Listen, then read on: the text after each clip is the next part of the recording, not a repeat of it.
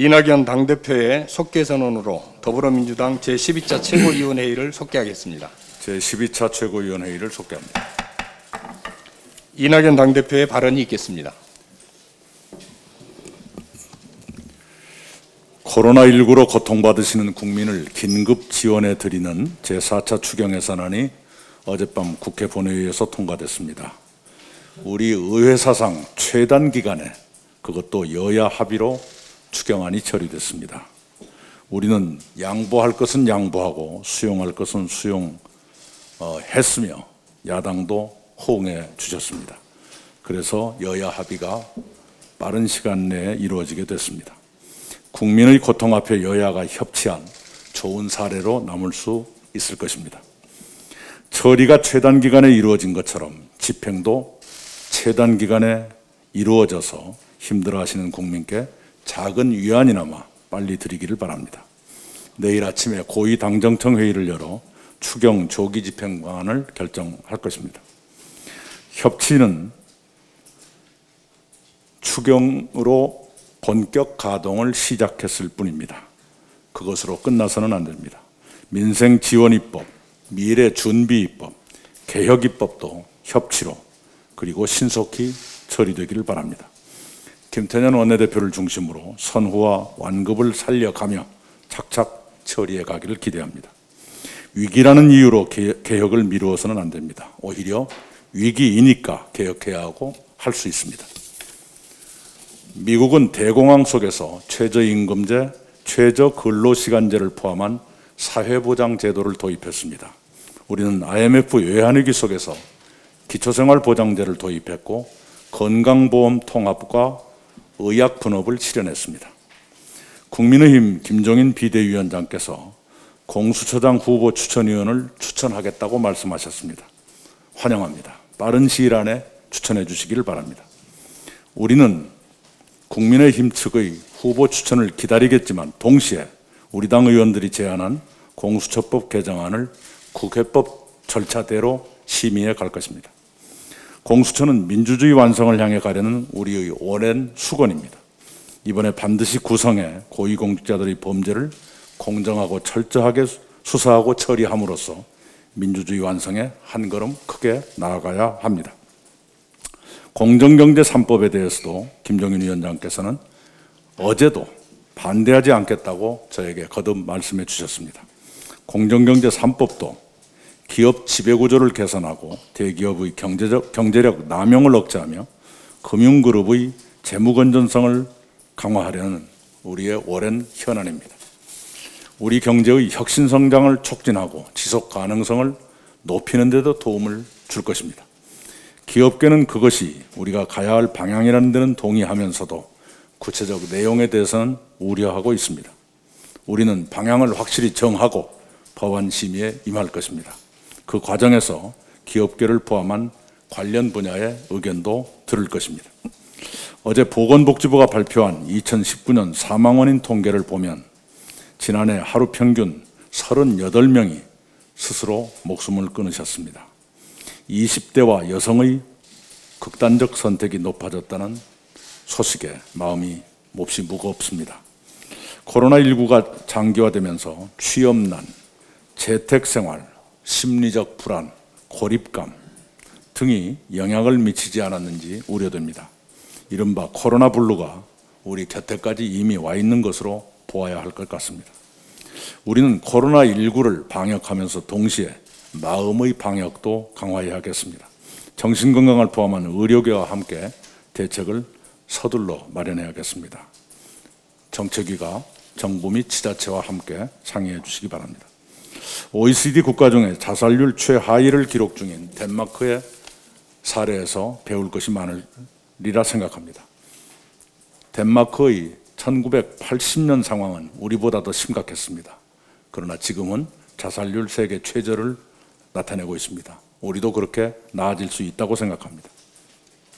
전문가들은 고위험군 발굴과 맞춤형 지원을 서두르지 않으면 코로나 사태의 트라우마가 지속될 것이라고 우려하고 있습니다. 정신건강 영역에 있어서 사회적 재난으로 간주하고 상담, 고위험군 선제적 지원 등 정부 차원의 대책과 치료 방안이 절실해졌습니다.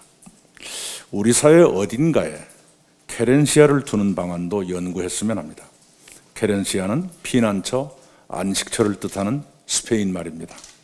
투사와 마지막 결전을 앞두고 소가 잠시 쉬는 곳을 케렌시아라고 부른다고 합니다. 그런 곳을 우리 당과 정부와 지자체들이 함께 마련하면 어떨까 하는 생각을 합니다. 이상입니다. 김태년 원내대표의 발언이 있겠습니다. 예, 어제 4차 추경안이 통과가 됐습니다. 국민들께 약속드린 대로 추석 전에 지급을 시작할 수 있게 되어서 매우 다행입니다. 모든 국민께 통신비를 지원하겠다 했었는데 통신비 지원을 모든 국민께 하지 못하게 된 것은 송구스럽습니다. 조속한 처리를 위해 야당의 의견을 수용하게 됐음을 양해해 주시면 고맙겠습니다. 겨울철 독감과 코로나 동시 확산에 대비해 코로나19 백신 물량 확보와 취약계층 인플루엔자 무상 예방접종을 위한 예산을 증액했습니다. 코로나 대응 최전선에서 수고하고 계시는 의료 인력에 대한 상담, 치유 및 교육, 훈련 비용 지원을 위한 예산도 반영했습니다. 또한 아동 특별 돌봄비 확대와 중학생까지 비대면 학습지원금 지급, 법인택시 운전자 지원 등도 우리 국민들께 보탬이 되기를 기대합니다. 코로나로 생존의 기로에 선 자영업자와 취약계층 국민이 견디고 일어설 수 있는 희망의 버팀목이 되기를 바랍니다. 이제부터 예산의 신속 집행이 중요합니다. 당은 정부와 협의를 통해 행정의 사각지대와 병목 현상이 없도록 현장 점검을 더욱 강화하겠다는 말씀을 드립니다. 국민의힘이 공수처장 후보 추천위원 추천을 준비한다고 합니다. 추천위원을 선정하고 있다는 김종인 위원장의 말씀이 아주 반갑습니다. 아시다시피 법대로라면 7월 15일에 공수처가 출범돼야 하는데 2달째 추천위 구성조차 못하고 있습니다. 국민의힘이 법에 정해진 야당목 추천을 거부해왔기 때문입니다.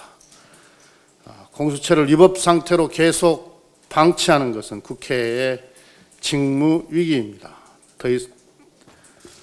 무한정 공수처 출범을 지체시킬 수 없습니다. 우리 민주당은 야당의 요구도 수용했고 기다릴 만큼 기다리고 있다는 말씀을 드립니다.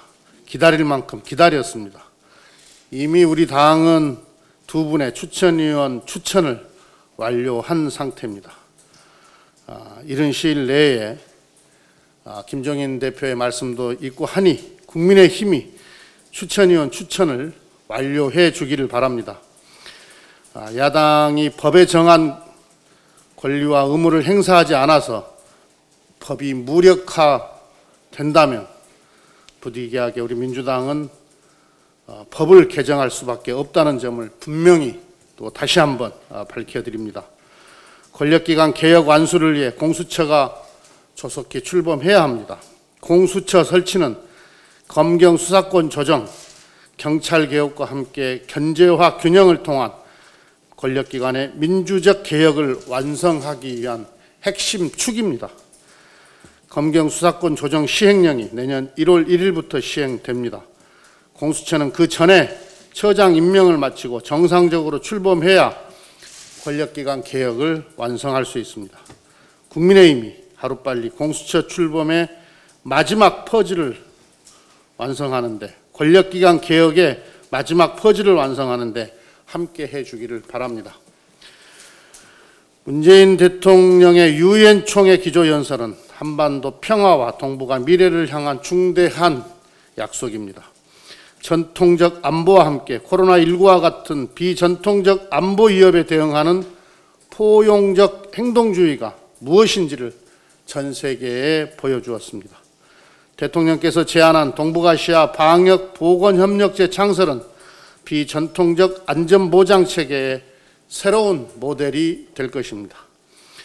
민주당은 우리 정부의 노력을 전폭적으로 지지하며 중국, 일본, 몽골, 북한과의 의회 외교를 통해 적극적으로 뒷받침하도록 하겠습니다.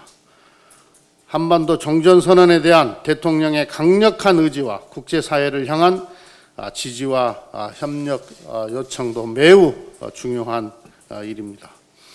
우리 국회가 4.27 판문점 선언 비준 동의안을 이번 정기국회에서 처리하게 된다면 한반도 평화를 위한 발걸음에 더욱 힘이 실리게 될 것입니다. 한반도 비핵화와 항구적 평화를 위해 야당도 함께 해주기를 바랍니다. 이상. 김종민 최고위원의 발언이 있겠습니다. 예, 김종민입니다. 코로나19 확진자가 3일 연속 두 자릿수로 감소하고 있습니다. 2.5단계 방역을 견뎌낸 국민들의 노력이 좋은 결과로 이어지고 있는 것입니다.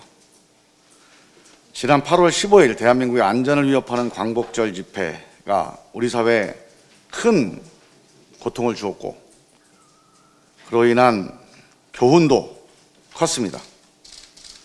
온 국민이 힘을 합쳐서 방역에 총력 대응하고 있는 절대절명의 상황에서 야당 일각에서는 개천절 집회에 드라이브 스루로 집회를 하겠다, 참가하겠다 이런 주장이 나오고 있습니다. 심각한 것은 주호영 국민의힘 원내대표가 이러한 비이성적 발상에 대해서 그 사람들의 권리다 이렇게 옹호를 하고 나섰습니다. 국민 대부분의 인식과 동떨어진 그런 발상과 판단에 정말 심각한 우려를 보냅니다. 코로나 부흥 세력과 합작해서 수도 서울을 코로나 교통 대란으로 마비시키겠다는 비이성적 발상입니다. 국민의힘에게 강력하게 촉구합니다. 오는 개천절 집회와 관련해서 코로나 방역 대응의 향방을 좌우하는 이 개천절 집회에 대해서 동조할 건지 반대할 건지 입장을 분명하게 밝혀야 합니다. 한쪽에서는 안 된다고 하고 한쪽에서는 여전히 비호하는 이런 이중적인 잣대로는 개천절 집회에 코로나 대란을 막을 수가 없습니다. 국민의힘은 일상을 반납하고 코로나와 힘겹게 싸우고 있는 국민과 함께 할 건지 국민의 안전을, 공동체의 안전을 흔드는 코로나 확산 세력과 함께 할 건지 분명하게 결단해야 합니다. 이상입니다. 염태영 최고위원의 발언이 있겠습니다. 어젯밤 여야 합의로 4차 추경안이 국회를 통과했습니다. 정부 추경 예산안의 기조를 유지하면서 국민 여론과 야당의 제안을 고루 반영한 것으로 생각합니다. 통신비 지원이 전 국민 대상이 되지 못한 것은 아쉽지만 여야 협치의 결과로 이해를 하겠습니다. 그런데 그 과정에서 일부 언론에 그 선별 지원에서 빠진 국민 불만 무마, 공짜 돈 수천억 뿌리겠다 이런 지적이 있더니 또 이번에는 이런 결정을 하게 되니까 우린 세금만 내는 봉이냐, 통신비 2만 원 제외 또 35세부터 64세까지 부글부글 이러한 일부 언론의 고무줄 비판은 비판을 위한 비판이라는 지적을 받기에 마땅하다고 생각합니다. 이번 추경에서 추가된 소득이 감소한 법인 택시 운전자에 대한 지원, 또 취약계층 독감 예방 접종, 그리고 중학생 비대면 학습 지원금 추가, 이것은 긴급 지원의 성격인 가장 어려운 곳을 더 두텁게 지원한다는 이런 성격을 한층 더 강화한 것으로 생각합니다. 정부의 방역 방침에 적극적으로 협조해온 집합금지 업종에 대해 예외 없이 소상공인 새희망 자금을 지급한 것도 우리로서는 환영합니다. 처음 계획안이 발표됐을 때 많은 지방 정부들이 모든 집합금지 업종에 지원할 것을 요구했고, 재업종이 생길 경우 자체 사업으로 지원 방안을 준비하던 그런 일이었기에 더욱 반가운 결정이라고 할 수 있습니다. 이제는 신속한 추석 전 지급이 최우선 과제가 될 것입니다. 정부는 이번 지원금 지급 방안을 조속히 확정 시행해 주시기 바랍니다. 전국의 지방 정부들도 모든 행정력을 동원해서 차질 없도록 조속한 집행에 최선을 다하겠습니다. 또한 이번 4차 추경을 통한 지원책으로도 사각지대의 노인분들이 분명히 계실 겁니다. 지방 정부들이 그 빈틈을 최대한 메워나갈 수 있도록 앞으로도 보완 추가해 나가겠다는 말씀을 드립니다. 모처럼 이뤄낸 민생 우선의 정치, 소통과 수기로 타협을 이루는 정치가 앞으로도 지속되기를 바랍니다. 예, 이어서 노웅래 최고위원의 발언이 있겠습니다. 예, 전 국민이 코로나로 인해서 고통을 받고 있는 가운데 개천절 집회를 강행하자는 일각의 목소리가 나오고 있습니다. 역시나 김진태 또 민경욱입니다. 구구 바이러스를 자임하더니 코로나 바이러스까지 전파하겠다고 나서고 있습니다. 주호영 대표까지 가세했습니다. 교통과 방역에 방해되지 않는다면 집회를 하는 것은 권리라며 사실상 옹호를 했습니다. 상식적으로 광화문 내거리를 막고 집회를 하는데 어떻게 교통과 방역에 방해가 안 된다는 겁니까? 김종인 대표의 자제 요청은 결국 또다시 쇼였습니다. 광화문 집회 세력과 우리는 다르다고 하더니 이제는 또 우리가 남이가 하고 있습니다. 어제 SK 최태원 회장은 임직원들에게 메일을 보내서 어려운 시기를 이겨내기 위해 딥 체인지를 주문했다고 합니다. 재계뿐 아니라 정치권도 딥 체인지가 필요한 시점입니다. 국민의힘이 단지 이름만 바뀐 것이 아니길 바랍니다. 어제 세월호 CCTV가 18,300곳이나 조작되었다는 사회적 참사 특별조사위원회 발표가 있었습니다. 이 정도면 단순 조작이 아니라 다른 배의 CCTV를 제공한 것이나 다름없습니다. 충격적이고도 이거는 참담합니다.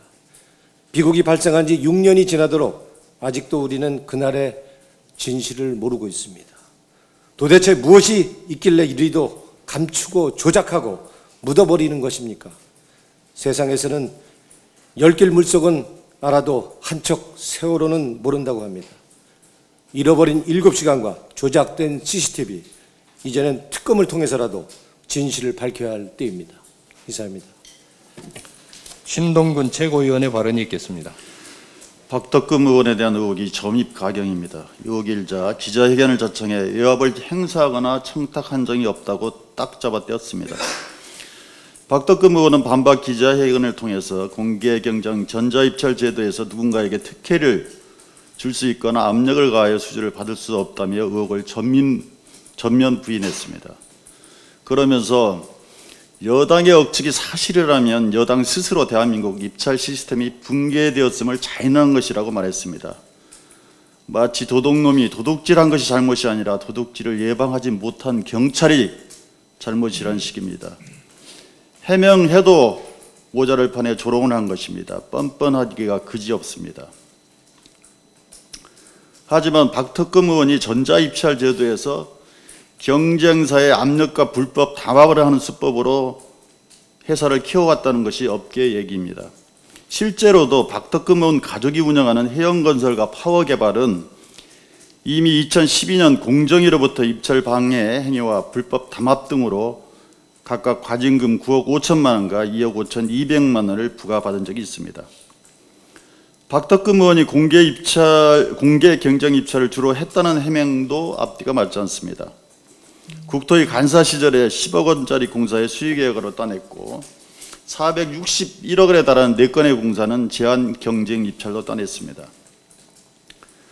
국회의원이 되기 전보다 가족회사의 매출이 오히려 줄었다고 해명했지만 정작 국토부 산하기관으로부터 수주한 매출은 오히려 6배 증가한 것으로 확인되었습니다.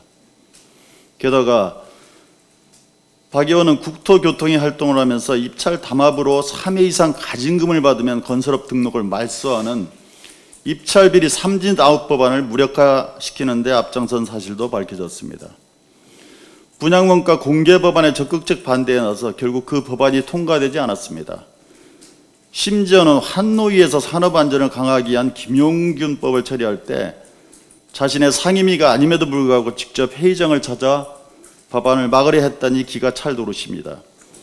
이 정도면 국회의원이라기보다는 건설업계 로비스트로 전방위 활약을 했다고 봐야 할 것입니다. 또한 전문 건설 협회장과 전문 건설 공제조합의 운영위원장으로 재직할 당시 지인이 소유한 충북 음성군의 골프장을 시세보다 200억 비싸게 사들여 건설 공제조합에 200억 원의 재산 손해를 끼친 혐의로 검찰의 수사를 받고 있습니다. 일각에서는 정치 비자금을 마련하기 위한 것이었다는 지적도 하고 있습니다.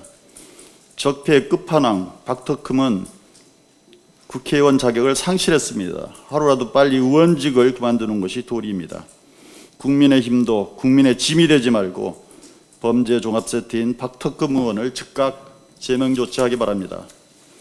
검찰도 2017년 고발된 박덕흠 의원에 대한 수사를 3년 동안이나 진정인 조사조차 하지 않았습니다. 철저하게 수사하여 범죄 행위를 밝혀주길 바랍니다. 그나마 박덕흠 방지법이라 별칭하는 이해충돌 방지법이 이번 정기국회 필수 통과 법안으로 떠오르는 것이 그나마 다행입니다. 이상입니다. 양향자 최고위원의 발언이 있겠습니다. 네, 어제 박용만 대한상공회의소 회장께서 공정경제 3법과 관련하여 여야 대표님들을 만나셨습니다. 오늘은 송경식 경총회장께서 국회에 오십니다. 공정경제 3법을 향한 경제계의 걱정 충분히 이해합니다. 하지만 공정경제 3법은 우리가 나아가야 할 방향입니다. 국민의힘 김종인 대표께서도 공정경제 3법에 찬성하셨습니다. 이번 정기국회는 공정경제 3법을 통과시킬 골든타임입니다. 다만 대토론의 장은 필요합니다. 제도의 변화가 모두에게 공평할 수는 없기 때문입니다. 얻는 것이 있으면 잃는 것이 있기 마련입니다. 얻는 것의 크기가 크다고 해서 잃는 것의 가치가 작아지는 것은 아닙니다. 효율이 아닌 합의가 민주주의의 본령임을 잊지 말아야 합니다. 정치적 갈등은 옳고 그름의 다툼이 아닌 옳음과 오름의 다툼입니다. 공감은 극대화하고 이견은 최소화해야 합니다. 여야 대표 모두가 경제계의 의견을 충분히 듣겠다고 하신 취지가 여기에 있다고 생각합니다. 우리는 공정경제 3법보다 훨씬 어려운 사회적 합의를 이끌어낸 경험이 있습니다. 신구리 원전 5, 6호기 건설 재개는 공론화위원회를 통해 나온 결정이었습니다. 공정경제 3법도 마찬가지입니다. 여야와 모든 이해 당사자가 참여하는 대토론의 장이 필요합니다. 공론화위원회만큼은 아니더라도 이에 버금가는 수기의 장은 꼭 필요합니다. 우리 경제가 따뜻함과 풍요로움을 모두 갖출 수 있게 지혜를 모아야 합니다. 경제계의 약속드립니다. 공정경제 3법을 향한 아쉬움을 완전히 해소하기는 쉽지 않을 것입니다. 하지만 단언컨대 공론의 과정에서 경제계가 소외당하는 일은 결코 없을 것입니다. 과정의 아쉬움이 남지 않게 최선을 다하겠습니다. 이를 위해 우리 당내의 의견을 수렴할 수 있는 논의 구조부터 만들겠습니다. 야당에도 호소드립니다. 이번 정기국회에서 공정경제 3법을 통과시키겠다고 당 첨언에서 약속해 주십시오. 이 대전제 아래 공정경제 3법 공론회 장에도 함께 해 주시기를 바랍니다. 이상입니다. 이어서 박홍배 최고위원의 발언이 있겠습니다. 예, 오늘은 특수고용 노동자의 산업 안전과 보건 조치에 관해 말씀드리겠습니다. 올해 5월 국회는 산업안전보건법을 개정하며 특수형태 근로 종사자에 대한 안전조치와 보건조치 조항을 신설했습니다. 법의 적용 대상을 근로기준법상 근로자에서 일하는 모든 사람으로 바꾸었다는 점에서 의미 있는 법 개정이었습니다. 그러나 개정된 법은 적용 대상과 적용 범위가 지나치게 제한적이라는 비판이 일고 있습니다. 약 166만 명에서 221만 명으로 추산되는 특수고용직 중 산업안전보건법의 적용을 받는 9개 직종 종사자는 49만 명에 불과해 나머지 70여 %의 특수고용직은 여전히 법의 사각지대에 놓여 있습니다. 지난 10일 태안화력발전소에서 숨진 화물 노동자 역시 이 법의 적용이 대상이 아닙니다. 또한 현행법은 산재 예방의 첫걸음이라고 할 수 있는 건강진단의 대상을 상시 사용하는 근로자로 한정해 특수고용직을 배제하고 있습니다. 산재가 발생한 이후의 문제인 산재 보상보다 중요한 것은 산재가 일어나지 않도록 예방하는 일입니다. 서울시는 지난해 6월부터 서울형 유급병가 지원 제도를 도입했습니다. 유급휴가가 없는 일용직 특수고용 노동자들에게 생활임금을 지원해 일당을 포기하지 않고도 건강검진을 받을 수 있도록 한 것입니다. 덕분에 서울시 대리운전 노동자들은 처음으로 건강검진을 받을 수 있었습니다. 지난 17일 경기도에 거주하는 대리운전기사 20여 명 역시 평생 처음으로 건강검진을 받았습니다. 보건관리자 선임 의무가 없는 50인 미만 영세 소규모 사업장과 특수고용 노동자 등을 대상으로 경기도 의료원이 시행한 우리 회사 건강주치 사업의 지원을 받아 대리운전기사 노동자 맞춤형 특수건강진단을 받고 건강상담도 받았다고 합니다. 그러나 이러한 일부 지자체의 시혜적 차원의 지원 사업은 한계가 있습니다. 중앙정부 차원의 산업안전보건법 실질화를 통해 전국화하고 사각지대를 없애야 합니다. 건강진단은 직업병을 예방하고 인간다운 노동환경을 만드는 기본적인 산업보건 정책으로 사업장이나 고용 형태와 관계없이 누구나 적용되어야 합니다. 우리 당 의원님들의 적극적인 관심과 법 개정 논의를 당부드립니다. 이상입니다. 마지막으로 박성민 최고위원의 발언이 있겠습니다. 네, 앞서 노웅래 최고위원님께서 말씀하셨듯 세월호 CCTV가 조작되었다는 사실이 드러났습니다. 최근 민주당 내에서 세월호 참사의 진실을 밝히자는 이야기를 하는 것을 보고 누군가는 이제는 그만 이야기할 때가 되지 않았느냐고 가슴 아픈 이야기를 하고 있습니다. 당신의 고통이 나를 불편하게 한다는 잔인하고 참혹한 말은 멈춰주십시오. 민주당의 정치는 부정의로 상처 입은 이들을 외면하는 정치가 아니라 함께 정의를 바로 세우고 감춰진 진실을 밝히는 따뜻하고 강단 있는 정치라고 생각합니다. 우리는 2020년 9월 23일 오늘에 살고 있지만 세월호 유가족들께서는 여전히 2014년 4월 16일에 살고 계십니다. 우리는 그날 세상을 떠난 이들에게 잊지 않겠다고 기억하겠다고 약속했습니다. 더 늦기 전에 그 약속의 매듭을 지을 수 있기를 바랍니다. 조속한 시간 내에, 조속한 시일 내에 세월호 참사의 진실은 명명백백하게 밝혀져야 합니다. 다시 한번 국민의 힘에 적극적인 동참을 요구합니다. 이상입니다. 이상 모두 발언을 마치고 회의를 비공개로 전환하겠습니다. 언론인 여러분의 협조를 부탁드립니다.